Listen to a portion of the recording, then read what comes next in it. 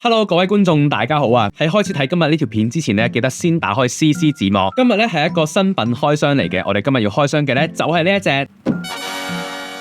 Hot Toys MMS 732蝙蝠俠對超人正義曙光蝙蝠俠 2.0 豪華版。上次喺 Joker 嘅開箱裏面，我哋就講咗啦，某幾位電影角色佢哋係特別受到1:6玩具界嘅重視嘅。Ben Affleck 飾演嘅 Batman 呢就係其中一個啦，所以先至會有今日呢一個 2.0 嘅版本。近年呢 Hot Toys 都為好多舊作品推出咗 2.0 嘅版本，咁就唔同嗰啲 reissue 或者係 rerun 嗰一啲單純嘅再版。2.0 呢一定會係一個升級嚟嘅，可能會係頭雕重做啦、身形嘅調整啦，基本上呢係會成隻都唔同晒嘅。呢隻 Hot Toys 嘅舊版 MMS 342呢就係15年開訂，16年派貨。嗰隻 Batman 喺網絡上面都俾人嫌棄得幾緊要嘅，大至到佢嘅頭雕、佢嘅身形、戰衣嘅顏色，小至到佢斗篷嘅材質，全部咧都俾人拎出嚟改造過晒噶啦。咁我哋就嚟睇下今日呢一隻 2.0 咧做成點啦。外盒正面係一張 Batman 側面嘅相片啦，右上角隱約可以睇到一個同超人對決嘅畫面。整個外盒咧用咗唔少金色反光面嘅設計，普通版咧就會以銀色為主嘅。首先咧，外面有一個封套啦，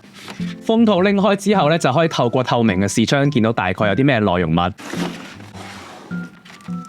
表面嘅一層咧就會有佢嘅手型同埋一啲武器配件，仲有一個用嚟幫佢更換嘴型同埋調動呢一個可動眼球嘅小配件。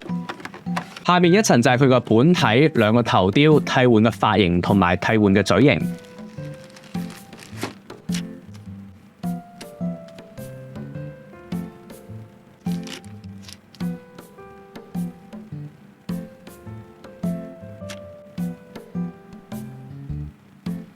喺呢一層嘅底下咧，仲會收埋佢嘅地台。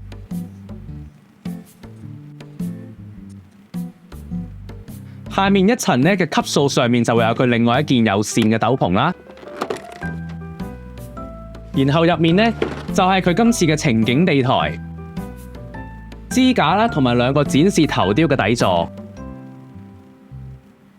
今次呢一隻 Batman 2.0 身形咧非常之灰，戰衣整體上面會有黑、灰、金嘅配色，胸口咧有一個巨大嘅蝙蝠標誌，腰上面有金色嘅裝備腰帶，另外咧仲有黑色嘅蝙蝠手套同埋黑色嘅長靴。仔細睇咧，戰衣上面有好多嘅折痕、磨損、撕裂或者係切割嘅痕跡。戰衣灰色部分有泥黃色舊化嘅上色啦，同埋有做翻一啲陰影位置嘅上色處理。另外我特別中意嘅係鞋頭部分金色嘅舊化效果，會令到你聯想到咧佢對鞋應該係近金屬嘅材質。整體嚟講咧，全身上下大量戰損舊化嘅效果咧，除咗令佢更加寫實之外，亦都直接咁樣為呢一隻玩具呢一個角色講緊故事啦。就係令到大家知道咧，佢係一個已經出道有一段時間，經歷咗好多戰鬥嘅 Batman。二頭肌同埋大髀位置嘅肌肉咧，摸上去係硬身嘅，只有上半身胸肌、腹肌同埋胯下嘅部分咧，撳落去係軟身嘅。加上全身上下無縫嘅戰衣，我第一眼咧真係會有少少錯覺，覺得呢一隻咧好似一隻不可動嘅雕像咁，簡直好似一隻雕像咁靚啊！手腳部分咧都會有齒輪關節啦，可以幫助佢喺擺 pose 嘅時候咧維持住個姿勢嘅。預先安裝好嘅斗篷咧係一個冇鐵絲嘅自然下墜斗篷，斗篷下面邊緣位置咧有泥黃色嘅舊化上色，仿造翻泥土戰鬥嘅效果啦。豪華版咧另外仲有一個內藏鐵絲嘅斗篷可以替換，咁咧就可以用嚟咬翻一啲飄逸嘅造型啦。呢一個雙斗篷嘅配置咧，今時今日嚟講咧係斗篷嘅標準答案嚟噶啦。今次咧一共有3個頭雕可以用，全部都有可動眼球。豪華版咧會多一個面罩頭，做咗頭頸分件，多一個可動關節。普通版嘅面罩頭咧就會係一體成型嘅，比較美觀。大家就可以視乎翻擺設嘅需求咧，用翻適合嘅頭雕啦。兩個頭咧共用3款替換嘅嘴型，分別係平靜表情、嘴巴微張同埋一個咬牙切齒嘅嘴型，配合埋可動眼球呢個玩法都幾多變嘅。替換頭雕或者係替換斗篷之前咧，建議大家咧先去了解一下斗篷摺疊嘅方式。最難換嘅咧會係呢一個無縫面罩頭嘅，將可動眼球嘅角度調好之後咧，可以先將頭罩塞好喺斗篷嘅兩邊裏面，確保咧頭罩中間嘅位置咧要喺斗篷上面，然後反轉整個頭雕，確保咧冇任何嘅斗篷部分攝喺個頭雕底下，咁就可以將個身體安裝上去啦。安裝嘅時候都要小心，唔好撞到裏面已經擺好咗位置嘅可動眼球。裝好之後咧，就可以再慢慢咁樣調整斗篷嘅邊緣。真人頭嘅替換就要先將戰衣後面嘅拉鏈拉開，拉到去玩具預設好嘅位置咧就會頂住，然後將真人頭嘅頸部咧先塞到去戰衣入面，拉翻好個拉鏈，再掛上佢嘅斗篷，然後就可以安裝一個小零件穿過斗篷同埋身體，裝好翻個頭雕，咁樣就完成啦。呢一個咧係一個全新嘅 Ben Affleck 真人頭雕，係 Hot Toys 至今第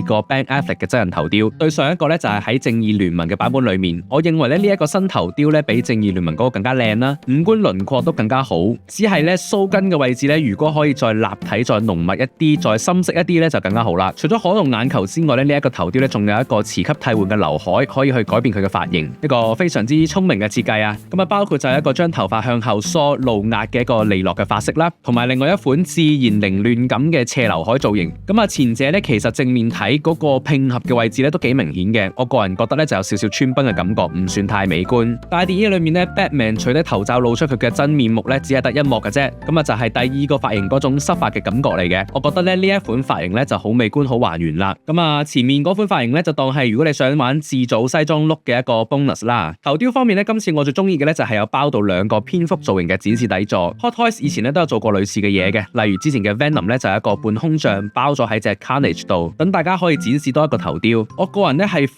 非常之中意呢一種展示底座或者係半空像，因為大家都知道啦，成隻 figure 咧最珍貴嘅就係個頭雕。有時咧好似 Iron Man 咁樣咧，真係好想同時 display 晒真人頭同埋面罩頭。我一直以嚟都認為咧，有幾多個頭就應該要跟翻幾多個展示底座或者半空像嘅。今次 Hot Toys 呢一個做法咧，我相當支持啊，亦都希望咧 Hot Toys 以後都可以 keep 住咁樣做。武器配件方面咧，首先有一個蝙蝠烙鐵啦，可以用手型去握住佢。另外咧有4個蝙蝠飛鏢，全部都有金屬上色。跟住有一把索鈎槍，佢有做到一個木質感嘅手柄啦。首先有2個一模一樣嘅槍頭咧，可以安裝喺槍嘅側面。另外仲有2款連住鐵絲嘅槍頭咧，就可以安裝上去模仿一啲發射嘅效果啦。另外咧仲有一支榴彈炮，我查翻資料咧，原來呢支榴彈炮咧都唔係老作出嚟嘅，佢有一個原型，佢嘅原型係 FN Mark 13。電影版本裏面咧就幫佢重新咁樣上色啦，同埋有少少嘅改裝。呢一支榴彈炮咧，佢有一個伸縮嘅槍托。另外咧 Hot Toys 今次有包埋2款嘅榴彈，咁咧就係電影入面咧裝住 Kryptonite 煙霧對付 Superman 同埋 Doomsday 嘅秘密武器嚟嘅。不過電影入面咧榴彈炮咧係用前半嘅位置去上彈，玩具咧就冇做到呢一個部分，佢就只能夠咧喺個發射口咧就咁將個榴彈塞入去嘅啫。以上比嘅武器配件咧都同舊版比嘅一模一樣嘅，但係舊版咧有一個特別版就會多一把狙擊槍。舊版同超人一齊訂嘅話咧，仲會有另外一個蝙蝠面罩嘅配件。咁呢啲嘢咧都係今次呢一個 2.0 版本冇嘅。地台方面咧，今次係一個鐵製嘅平台啦，豪華版咧就會再多一個建築物外牆加爬梯嘅場景背景，可以同呢一個鐵製嘅平台組合嚟玩。爬梯咧又做到鏽鐵嘅塗裝，都幾靚幾寫實嘅。同埋呢一個爬梯咧可以拆出嚟，亦都可以咧向上再安裝。咁啊，如果你想將隻 Batman 爬上呢個爬梯去 display 嘅話咧，記得一定要裝翻個支架，因為呢條梯咧係塑膠做嘅，佢好單薄啊，佢應該咧係承受唔到呢一隻咁巨大嘅 Batman 嘅重量嘅。呢一個情景地台組合咧可以用嚟再現翻電影入面對決 Doomsday 嘅時候嘅一個經典場面啦，所以咧係一個有意思實用嘅情景地台嚟嘅。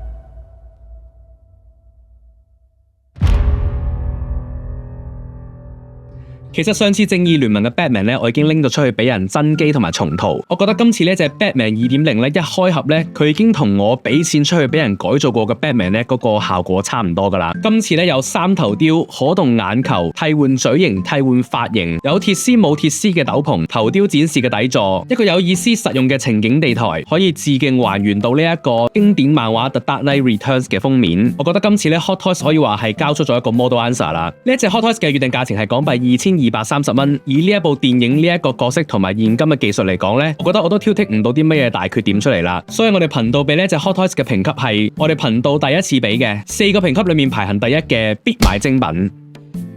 Ben Affleck 嘅 Batman 咧又分成輕甲、中甲、重甲。重甲 2.0 咧都喺舊年開咗訂啦，就會喺今年嘅第2、第3季派貨。另外大陸嘅品牌 InArt 咧都係舊年出咗貨佢哋嘅 BVS Superman， 嗰隻 Superman 咧都出得唔錯嘅，而且依家咧喺網絡上面都好容易可以買到。但係嗰隻 Superman 咧我都冇買到，因為咧我仲等緊 Hot Toys 嘅 BVS Superman 2.0， 亦都係呢一隻玩具距離完美嘅最後一步啦。今日呢條片咧真係花咗好多心機去拍嘅，拍片真係唔容易啊！如果大家中意今日呢條片嘅話咧，就記得一定要讚好、分享出去俾你嘅朋友，喺下面留言講你嘅想法，同埋如果可以嘅話咧，希望大家可以利用呢一個超級感謝嘅功能支持一下我哋啦。最後就係記得撳埋個鐘仔 follow 埋我嘅 Instagram， 喺我嘅 Instagram 上面咧會有更加多嘅玩具情報同埋玩具開箱嘅。咁我哋下次再見啦，拜拜。